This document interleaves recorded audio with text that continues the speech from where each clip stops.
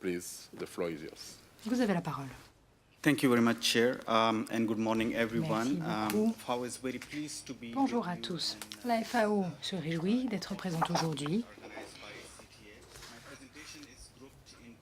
à cet événement important organisé par CTA. Et donc, je vais organiser ma présentation en deux parties. D'abord, un aperçu global de la situation et deuxièmement, objectif 2.4, cible 2. Nous allons nous concentrer sur le 2.4.1,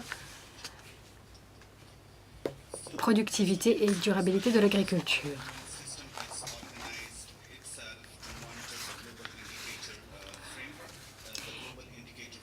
Le cadre global d'indicateurs est composé de 232 indicateurs qui permettent d'évaluer les progrès sur 169 cibles réparties entre les 17 objectifs. En juillet 2017, cela a été approuvé et l'UNSC s'occupe du cadre de suivi des ODD. Dans ce processus, une agence internationale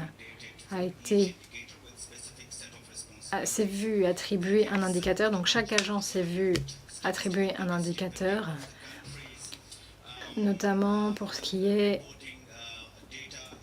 du renforcement des capacités des différents pays au niveau statistique et de la diffusion des statistiques au niveau mondial. Il y a donc des réexamens nationaux ainsi que des activités de sensibilisation et communication.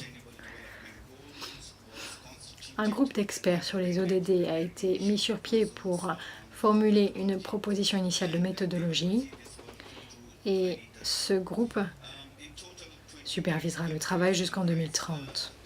28 pays représentant leurs régions respectives sont représentés dans ce groupe, ainsi que des organisations internationales telles que les FAO, l'OMS, etc., qui sont présentes toutefois seulement en tant qu'observateurs. Ce groupe se réunit 2 fois par an. La dernière fois, c'était en novembre 2018. J'aimerais souligner que l'agenda 2030, les ODD, sont directement menés par les pays. Les institutions internationales participent bien sûr également.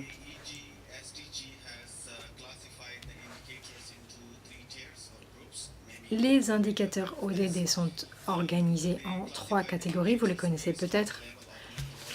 La classification est fondée sur le niveau de développement et la disponibilité des données. Donc le niveau 1, ce sont les indicateurs pour lesquels il existe une méthodologie établie et sur la base desquels la plupart des pays produisent régulièrement les données.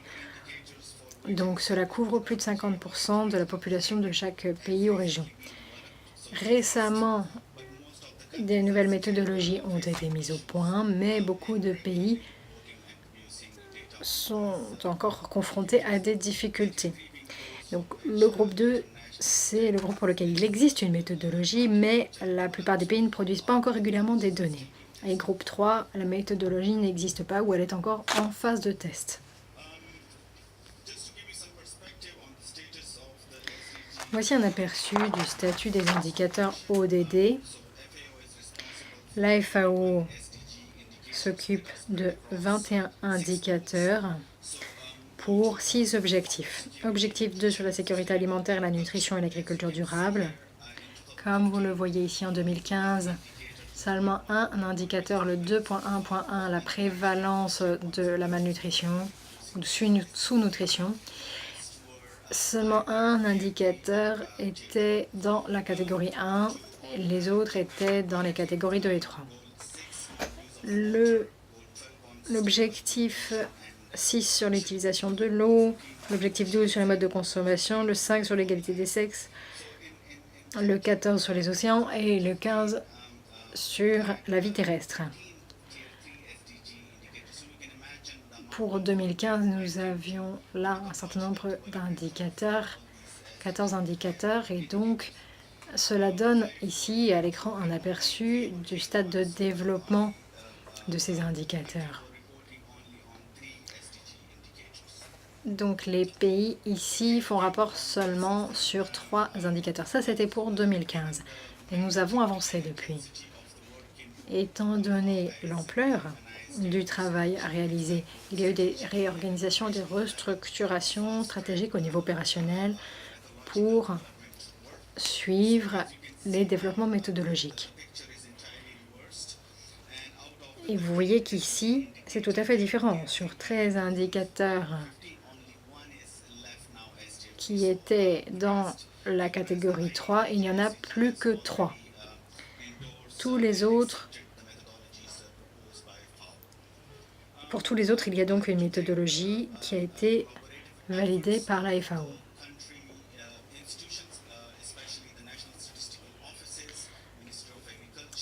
Les ministères de l'Agriculture, les instituts statistiques nationaux, les ministères de l'Environnement, etc. ont suivi ces propositions méthodologiques sous la forme de discussions, de contre-tests, etc. Il y a eu également des organisations internationales, y compris la Commission européenne, qui ont permis des discussions sur plusieurs indicateurs ODD. Le secteur privé également, la société civile, le monde universitaire, les experts des différents thèmes, y compris des statisticiens, responsables politiques, etc. Objectif 2. Mettre un terme à éliminer la faim, assurer la sécurité alimentaire, améliorer la nutrition et promouvoir l'agriculture durable. J'en ai parlé dans la diapositive précédente. L'objectif 2, pas de famine. Il y a là 14 indicateurs et la FAO est garante de 9 de ces indicateurs. Sur ces 9 indicateurs, il y en a 5 qui sont maintenant en catégorie 1 et 4 qui sont encore catégorie 2. Et sur l'indicateur sur la productivité par unité de travail, 2.3.1, sur le 2.4.1 également, sur le 2.3.2. En fait, ils ont changé de catégorie en novembre 2018.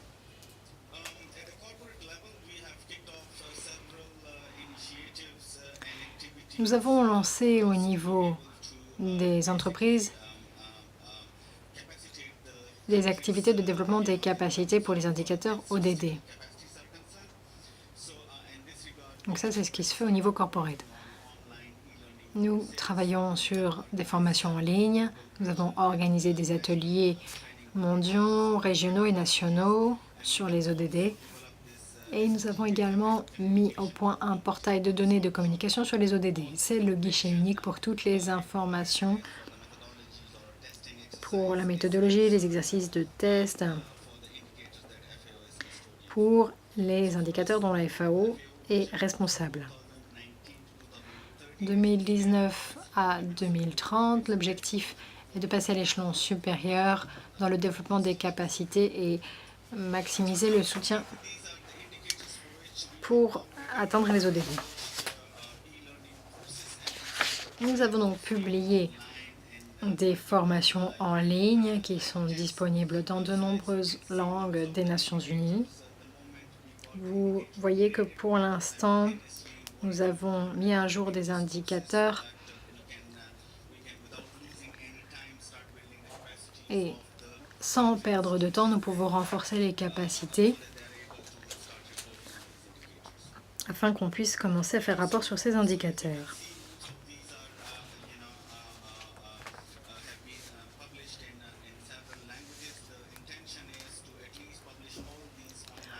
Plusieurs formations ont été publiées en plusieurs langues et les 6 langues officielles de l'ONU sont disponibles. Simplement pour référence, il y a maintenant environ 8000 experts des différents pays qui ont téléchargé et utilisé ces formations pour renforcer leurs capacités. D'autres formations en ligne sont en train d'être mises au point, en particulier 2.3.1, 2.3.2 2, 4, 1. Donc, ces indicateurs récemment ont changé de catégorie et il y avait encore des choses à finaliser pour le travail méthodologique. Et nous pensons que donc il devrait être prêt pour mi-2019. Pour ce qui est des ateliers mondiaux et régionaux de 2007 à 2018, nous en avons organisé plusieurs. L'objectif étant d'élargir le nombre d'experts suivant les ODD, faciliter également la coopération sud-sud et les phases pilotes pour tester les nouvelles méthodes. Nous avons organisé plus de 40 ateliers de formation en 2017 et 2018. 120 pays ont été représentés à un ou plusieurs ateliers. Et ce sont des pays un peu partout dans le monde. Et le résultat, c'est que le nombre de pays faisant rapport sur les ODD a augmenté.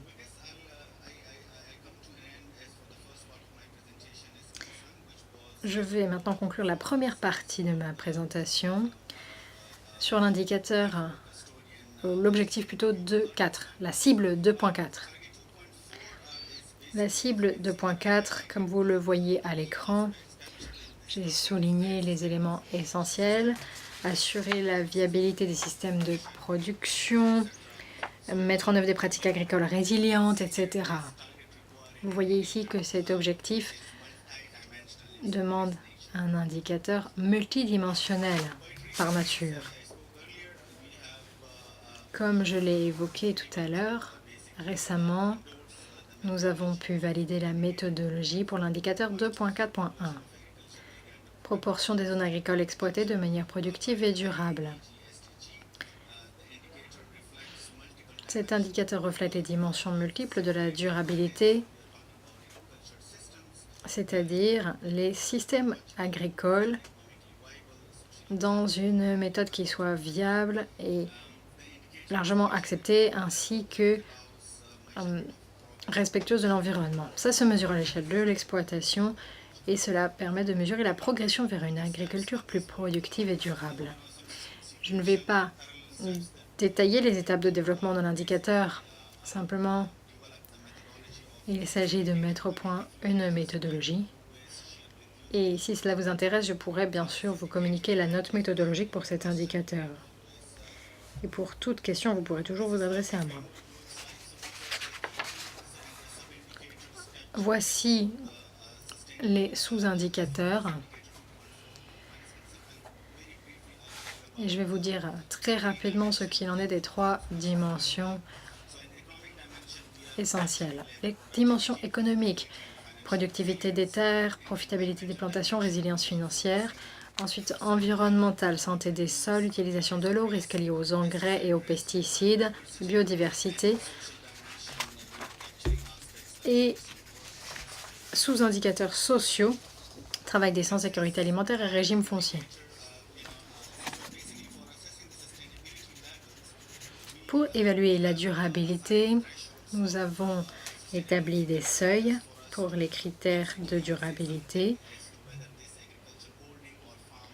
pour savoir si une exploitation est durable. Nous avons utilisé les couleurs des feux tricolores. Donc le vert, c'est souhaitable, jaune, acceptable et rouge, c'est non durable. Les critères ont été établis par des experts thématiques et seront ajustés à la lumière des résultats des tests qui sont en cours, notamment au Bangladesh. Pour ce qui est de l'accès horizontal, nous mesurons les sous-indicateurs et nous mesurons également le pourcentage de zones agricoles. En vert, jaune et rouge, vous voyez les domaines pour lesquels les différents pays ont constaté des éléments durables et non durables. Les étapes suivantes, eh bien, au Bangladesh, les tests pilotes se poursuivent. Cela inclut des questionnaires une version papier et numérique, différentes méthodes de calcul, du matériel de formation et des formations en ligne sont en préparation. Et au milieu de cette année, je pense qu'on pourra vraiment passer à l'étape suivante. Les données sur les ODD et sur le portail de communication vont bientôt être disponibles, je vous l'ai dit tout à l'heure, et j'espère que nous pourrons déployer cet indicateur dans tous les pays très rapidement. Vous pouvez toujours m'écrire si vous avez des questions sur le 2.4.1 et pour n'importe quel ODD, je serai ravie de vous rediriger vers les points focaux pour les indicateurs en question au sein de la FAO. Merci.